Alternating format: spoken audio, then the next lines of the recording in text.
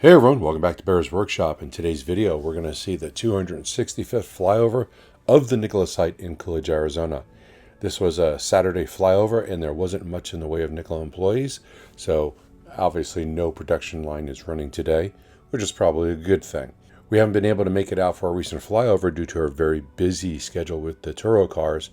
We are now at 34 cars that we have listed, and even though we're finding ways to streamline what we're doing, we just keep adding more cars. So all the time saved is then used for more cars.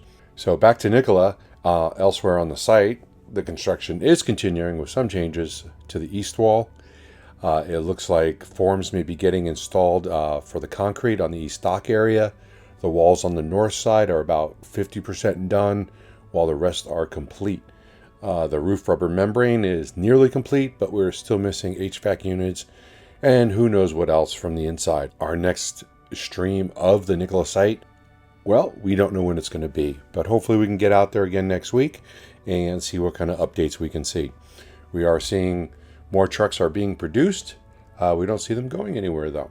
But then again, we're not checking the numbers on them, so it's hard to say which ones are new, what may have left. But with last earnings report, there haven't been many that have been delivered anyhow.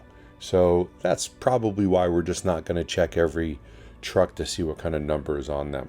We will be doing another episode of Fast Charging with Brian from My Tesla Weekend on Tuesday at 4 p.m. Pacific. So please join us there for that. And we hope you enjoyed this video. And if you do like it, please hit that thumbs up button. If you haven't already, please subscribe so you can see more content like this in the future. And you can follow us on Twitter at Bear's Workshop. And thanks to all of our Patreons for still being there with us. We appreciate you guys. Now, let's go fly.